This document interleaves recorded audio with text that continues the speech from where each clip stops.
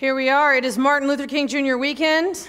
I need to confess that this is my very first time to preach MLK Sunday in my 7 years of ministry. Dr. King would have been 84 years old this year, and he and I have been spending some time together this week. I have listened to 30 speeches through the course of the week, and his voice just echoes in my ear and my heart as I speak to you this morning. And I can hear him asking me, "What, Pastor Tamara, are you doing with your influence to make my dream come true?" 50 years ago this August, on my birthday actually, this great American in whose symbolic shadow we now stand led the greatest demonstration for freedom in the history of our nation. It has been 50 years since the March on Washington and Dr. King's I Have a Dream speech. This momentous speech came as a great beacon of light and hope to millions. In the first 50 years since Dr. King's dream, we have seen the signing of the Civil Rights Act and the Voting Rights Act. And over the past 50 years, there have been a lot of firsts. African Americans have made it into the Supreme Court and the PGA, even the Daughters of the American Revolution. African Americans have made daytime and primetime television, BET, and even their own network. The first 50 years of the dream saw Americans like Pat Newman's father teaching him about the Tulsa race riot, sowing seeds for his son's engagement for the next 50 years. The first 50 years of Dr. King's dream saw Tony Willis's trip to Obama's inauguration. We have seen the beginnings of the desegregation of politics. And now here we are, 50 years later, about to inaugurate our first African American president for his second term.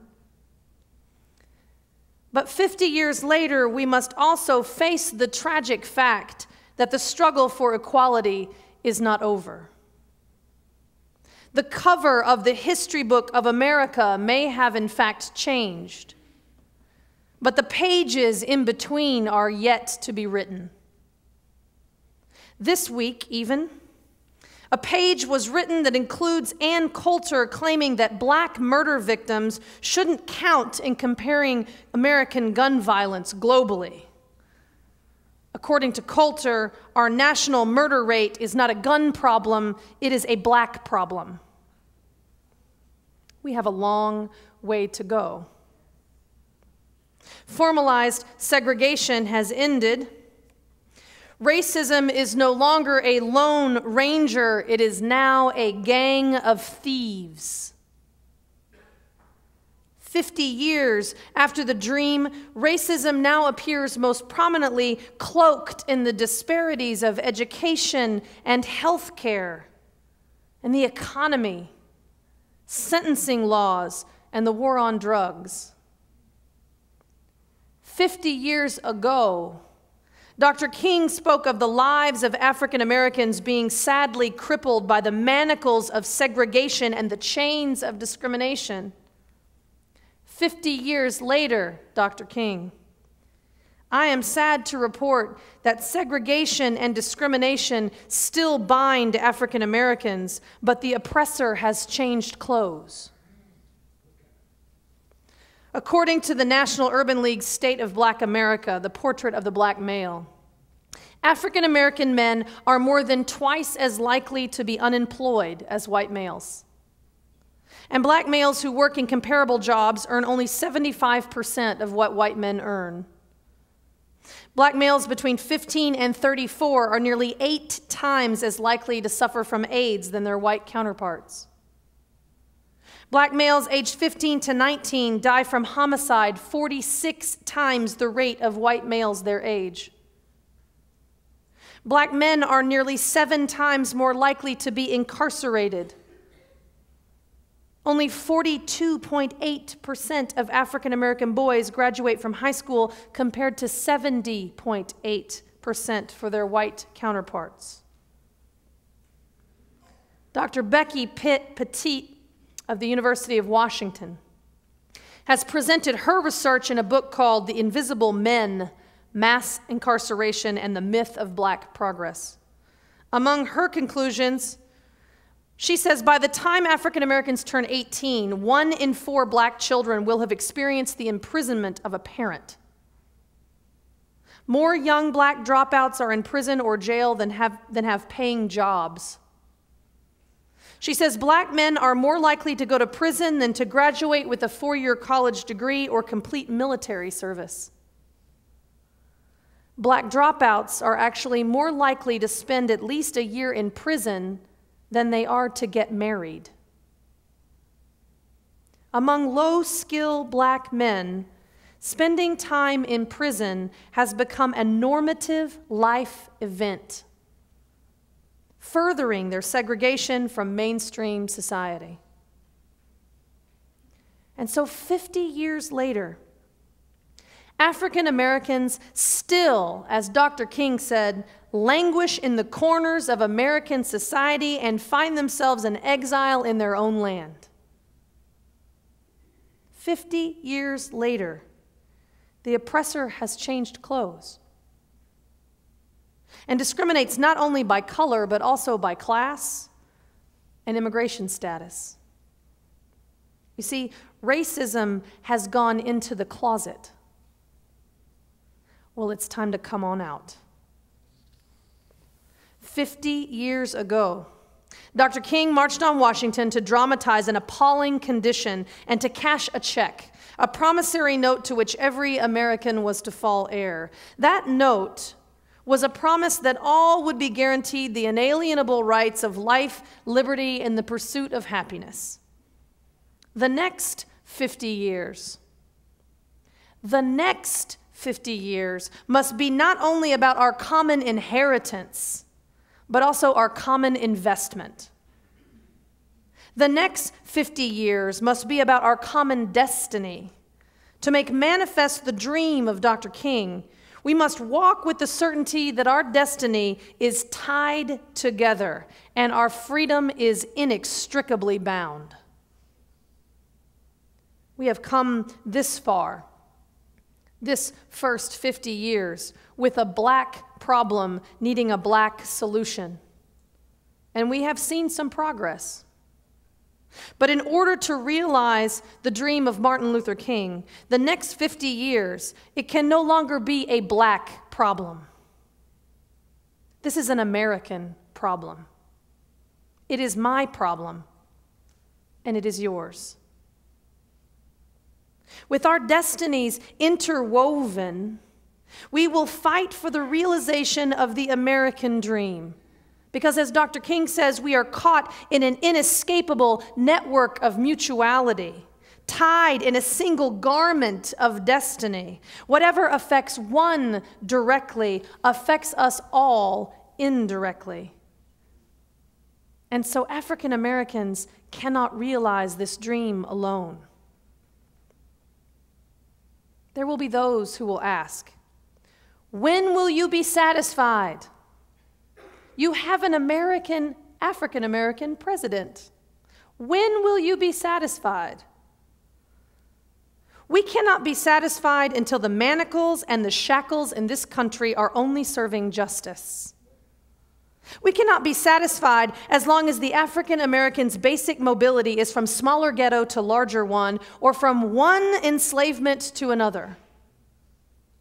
No.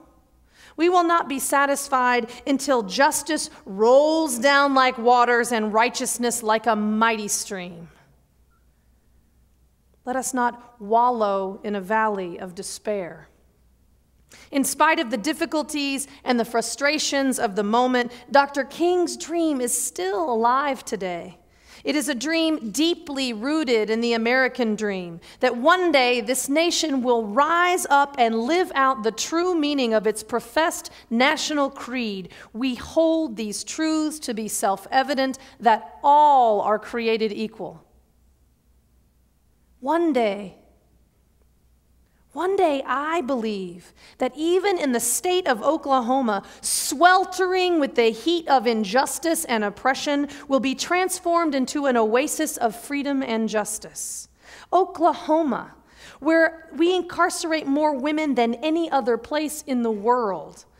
Oklahoma, a state where the great equalizer is not education but hunger, the persistent rumble in our children's bellies. Oklahoma, where mandated ignorance ensures teenage pregnancy will perpetuate another generation of poverty. One day, I believe, even the state of Oklahoma will be transformed into an oasis of freedom and justice. One day, all of our children, filled with the seeds of potential for their purpose in this world, will each be offered the soil of this nation in which to thrive. One day, our children, I pray, will live in a nation where they will not be judged or limited or inhibited by anything other than the content of their character. And it is up to us. We have been given the inheritance of 2 generations struggling to make Dr. King's dream a reality. We must invest ourselves in its future. And so here we are in a city where in 1921 a large-scale racially motivated violent attack first destroyed the wealthiest African American community in the United States. And so what we do in Tulsa, what we do here with our power and our love, carries with it the seeds of redemption not only for Tulsa, but for Oklahoma and for the nation. And so join us tomorrow. We will march tomorrow together. We will march against apathy and indifference and idleness. We will march against the illusion that the work is done. We will turn out in droves because power at its best is love implementing the demands of justice, and justice at its best is love correcting everything that stands against love. And so we will gather up our most durable power, love implementing the demands of justice, to turn our neighborhoods into a brotherhood and a sisterhood. We will march together, white and black and brown, atheist and agnostic, theist and Christian, Buddhist and Muslim. We will march because we continue to have legitimate discontent about the inequality in this nation. We will march together because I cannot be what I ought to be until you are what you ought to be as well. We will march to recognize that this can no longer be an African American issue, an African American holiday, an African American problem. It is our problem. And so we will march together tomorrow in solidarity, and we will bring our children to plant seeds for the future, because this holiday is not a black holiday, it is an American holiday. Because Dr. King's dream is not a black dream, it is an American dream. And that dream has yet to be fulfilled. And that dream will not be realized until we claim it as our own. Eli Wiesel said that the opposite of love is indifference. And I say the opposite of power is idleness. And so act against idleness and indifference by walking with us tomorrow. You have inherited a holiday.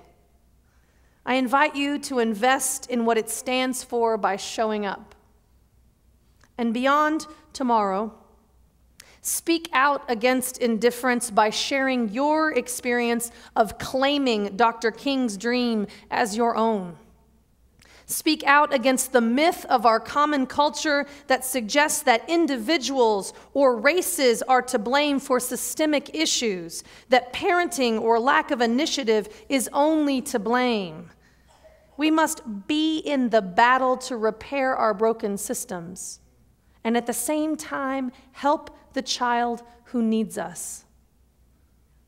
So in order to see this dream through, we have to develop a dangerous unselfishness. The question is not, if I stop to care about the hungry child or those in jail or the pregnant teen or the immigrant or the African-American male, what will happen to me? The question is, if I don't do something, if you don't do something, if we don't do something, what will happen to them? We are at a significant point in history, and the pages are yet to be written. And so I ask, how can you leverage your power and your love today to make a difference? Now is the time. Amen.